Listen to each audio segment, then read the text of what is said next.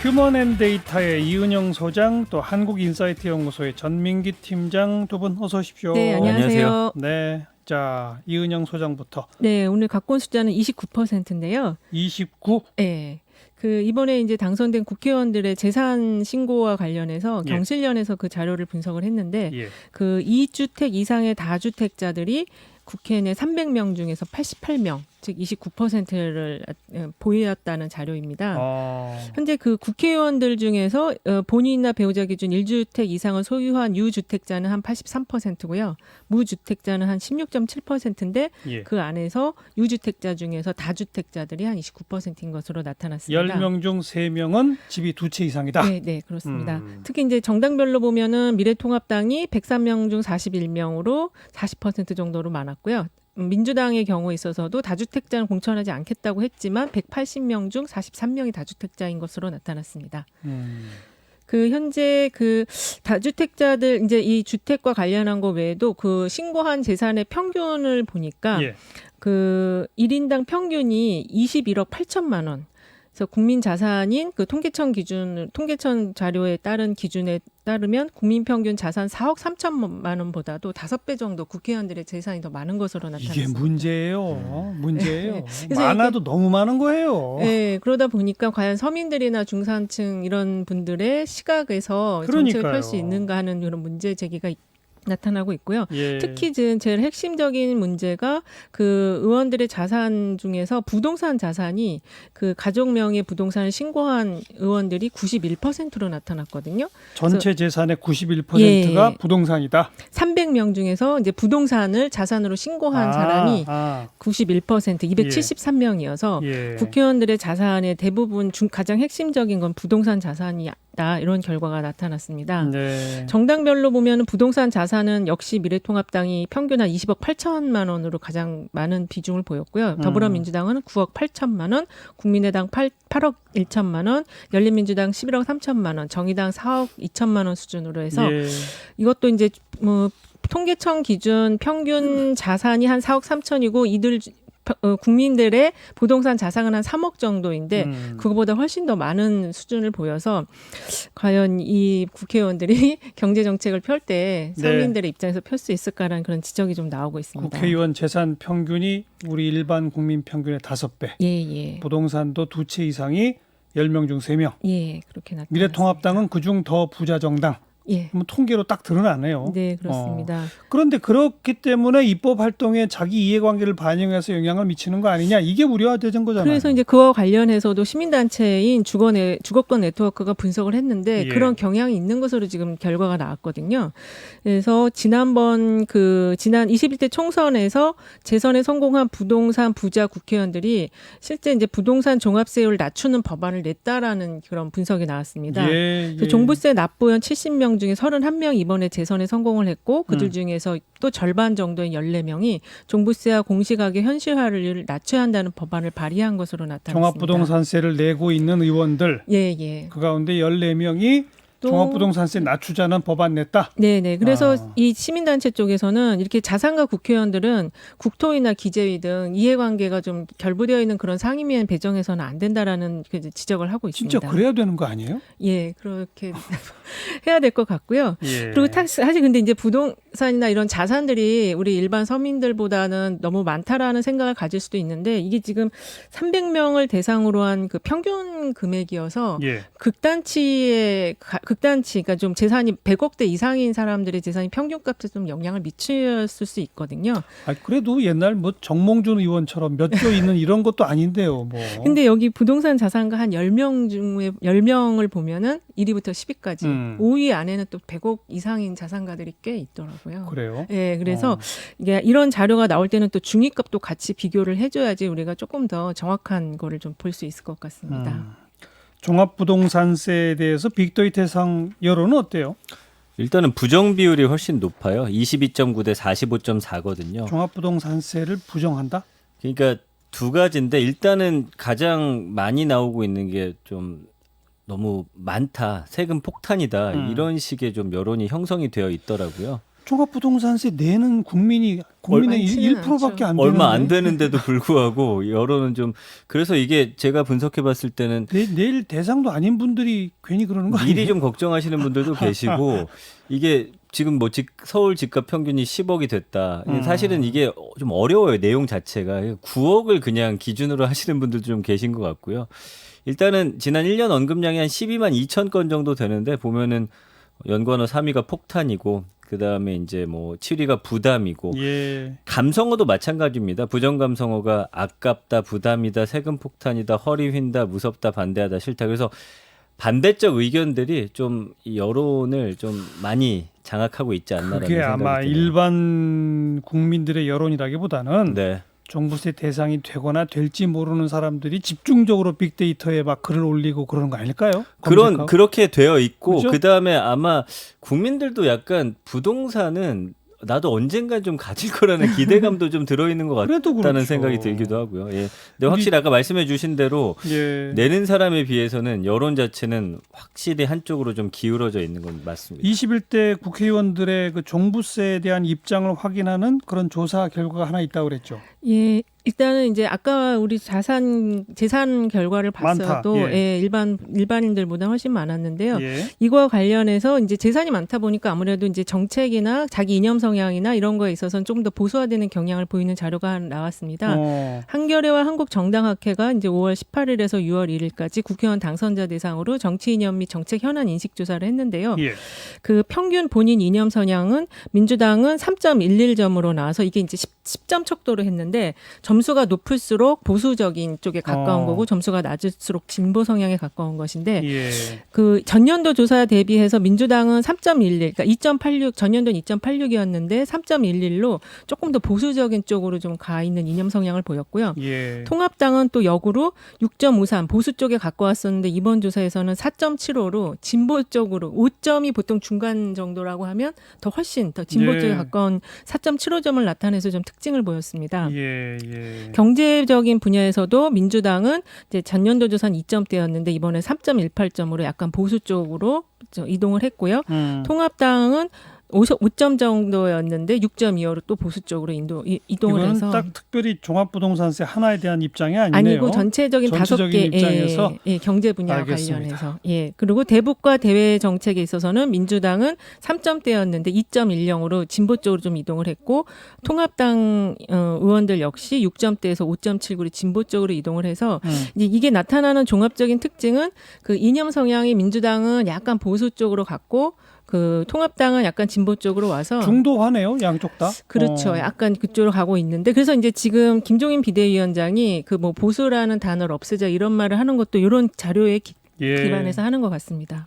자, 그다음 전민기 팀장 주목한 숫자는요? 48대 42라는 숫자입니다. 이건 뭡니까? 기본소득제 도입 찬반에 대한 조사 결과인데요. 아, 리얼미터 조사 결과. 네. 예. 찬성 48.6대 반대 42.8로 나왔습니다. 팽팽한 거예요. 네, 말씀해 주신 대로 리얼미터가 YTN 의뢰로 지난 5일 전국 유권자 500명에게 조사했고요. 신뢰 수준 95%의 표본 오차 플러스 마이너스 4.4%포인트입니다. 좀 구체적으로 답변 내용 보면은 최소한의 생계 보장을 위해 찬성한다라는 응답이 48.6%, 국가 재정에 부담이 되고 세금이 늘어 반대한다가 이제 42.8%고요. 잘 모르겠다는 응답 8.6%였습니다. 표본 오차 내니까 이건 사실 팽팽한 거예요. 맞습니다. 예. 빅데이터 상에서는 어때요? 기본소득? 빅데이터 상에서는 지난 5월 26일에도 저희가 한번 방송했었거든요. 예. 부정 비율이 좀 올라가고 있더라고요. 오히려? 예, 지난번에 28.1대 38.9였는데 22.9대 44.1이에요. 조금 올라갔군요. 예, 연관어 보면은 그때보다 어떤 내용들이 좀 눈에 띄냐면 증세라든지 그다음에 뭐 재원, 예산 이런 것들이거든요. 예. 역시나 그 돈을 어떻게 마련할 거고 그렇게 되려면 우리가 세금을 더 내야 되는 거 아니냐라는 좀 의견이 좀 힘을 얻는 것 같고요. 그 연관어 보니까 대선, 공약 이런 말 나오면서 아마 다음 대선에서 이런 공약이 좀 많이 나올 거에 대한 이야기까지 함께 나오고 있는 그런 상황이고요. 그렇죠. 네. 예, 부정 감성어도 역시나 뭐 좀 약간은 좀 준비가 부족한 거 아니냐라는 식의 그리고 걱정, 약간 우려 이런 것들을 좀 나타내고 있습니다. 솔직히 김종인 위원장이 기본소득제를 언급은 했으나 네. 지금부터 연구해야 한다는 정도의 얘기지 네. 구체적으로 무슨 안을 내고 있는 쪽은 사실은 없어요. 그렇죠. 그나마 조금 구체적인 게 이재명 지사인데 지사, 네. 이재명 지사도 현 단계 가능한 1년에 50만 원 정도에서부터 시작해서 차차 장기적으로 이랬으니까 뭐 획기적인 안이 없어요 아직. 맞습니다. 예. 근데 지금 대선 주자들이 다 이 이제 논쟁에 뛰어드는 상황이어서요. 아니, 그러니까 뛰어는 네. 드는데 네. 딱 나의 안은 이겁니다 이런 네, 사람은 그거는 없어요. 아직은 없죠. 예. 그럼 그만큼 우리가 준비가 아직 덜 돼 있다는 거죠. 그렇죠. 일단 모르겠습니다. 지난번에 이제 어쨌든 우리한테 재난지원금 같은 게 좀 예. 인기를 얻으니까 일단 던져놓고 보는 것 같은데 그러게 좀 말이에요. 바람직하지 않은 것 같아요. 예. 차분히 더 준비를 해서 그렇죠. 정리된 안으로 좀 들고 나오시길 바랍니다. 자, 그다음 또 숫자는요. 10명 중 1명이라는 그건 뭐죠? 이게 뭐냐면은 이제 올여름 휴가를 갈 계획이 있다라고 대판 직장인의 숫자거든요. 휴가 한 명밖에 계획이 안 간다고요? 한 명밖에 없대? 그러니까 한 명밖에 안 가는 건 아직 아니고요. 계획을 못 짰. 구체적인 계획이 아. 있다가 9.1%고 상황을 좀 지켜보겠다가 59%예요. 다 그러니까 코로나 때문이죠. 그렇습니다.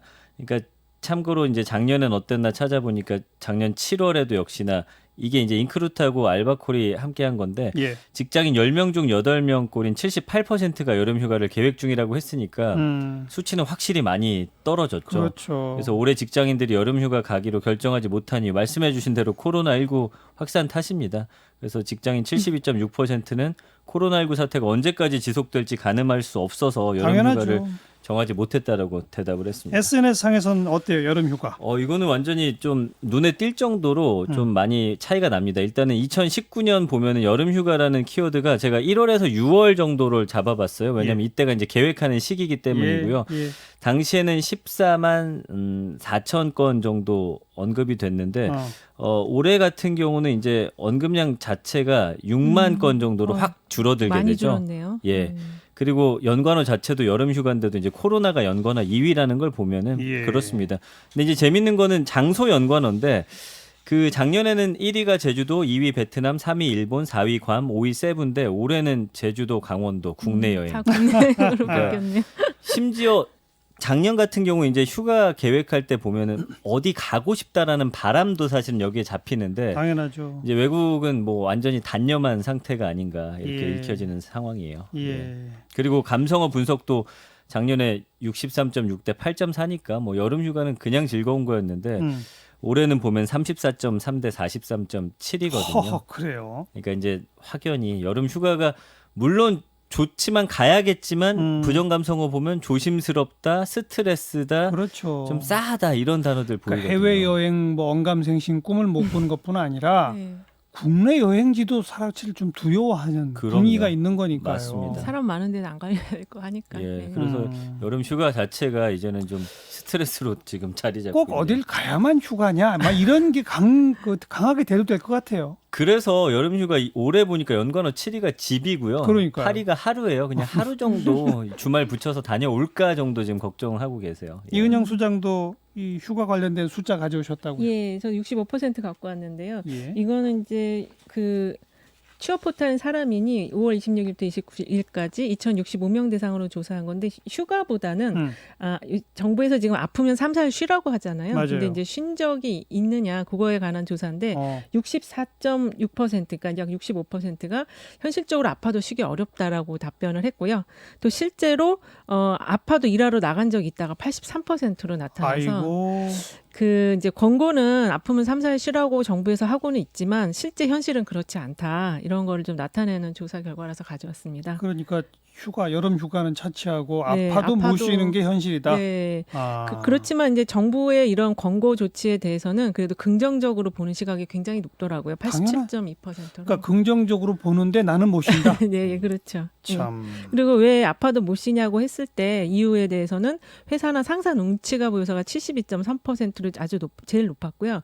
대신 일해줄 사람이 없어서 43%, 동료들에게 피해가 갈 것 같아서 42.9% 순으로 나타나서 윗사람 눈치 또는 동료에게 피해가 가는 것 등을 걱정을 하는 것으로 나타났습니다. 근데 이게 지금 그 코로나 요 상황 속인데도 이런 응답을 했다는 거잖아요. 네, 그렇죠.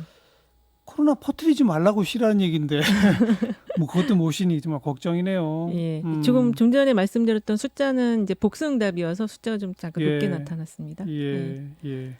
몸이 아프지만 참고 출근한 경험이 있다. 그 이후 역시 뭐 상사 눈치 보여서 그거겠죠? 네, 네. 그리고 동료들에게 피해를 줄 것 같아서인데 최근에는 이제 이런 점 때문에 그 그러니까 집과 가까운 어떤 그 오피스들을 이용할 수 있게 하는 그런 정책을 펴는 기업들도 있더라고요. 예, 예. 그래서 멀리까지 나오지 않고 집 근처에 있는 어떤 오피스에서 일할 수 있게 하는 그런 조치들도 지금 좀 검토를 하고 있는 것 같아요. 아픈데 참고 출근했더니 결과적으로는 어떻게 됐대요? 결과적으로는 그래도 그냥 하루를 열심히 일을 잘 했겠죠. 그 지금- 조사는 없네요. 지금 뭐 여름 휴가 문제만이 아니라 예. 이게 저 코로나가 전혀 잦아들 기미가 안 보이는 것 이게 좀 문제 아닌가요? 그렇죠. 그리고 정경련에서 이거와 관련한 전망 조사를 전 세계 18개국 대상으로 했는데요. 예. 그 52%가 더블 딥이 나타날 거라는 전망을 각 세계적으로 하고 있어서 상당히 이제 코로나가 앞으로 그리고 완화될 시점을 거의 내년 이후로 예측하는 예. 56%가 내년 이후쯤 될 거다 이렇게 보고 더블 있어서 딥이라는 얘기는 조금 경제가 회복됐다? 살아나듯 하다가 예, 가을 다시 또. 이후에 다시 또 네. 침체할 거다 이거잖아요. 네, 그렇죠. 어. 그러니까 이런 전망을 하다 보니까 이제 휴가라든지 이런 거 또 몸이 아프지만 그래도 일을 해야 된다라는 그런 인식들이 좀 나타나는 것 같습니다. 그리고 사실은 뭐 자영업이나 프리랜서 같은 분들은 쉬는 만큼 또 그게 돈이랑 결부가 돼 있어요. 못 버는 게 돼서 사실 네. 쉬는 게 쉽지 않다는 분들도 많거든요. 음. 예, 그런 상황인 것 같아요. 예. 자, 가을도 걱정이고 내년 이후나 되어야 뭐 백신이라도 나와야 네. 그나마 좀 국가 간 이동도 생각해 볼 수 있고 대체로 지금 전망이 그런 것 같아요. 네, 네, 그렇습니다. 걱정입니다. 휴먼앤데이터의 이은영 소장, 한국인사이트 연구소의 전민기 팀장 두 분 수고하셨습니다. 네, 감사합니다. 고맙습니다.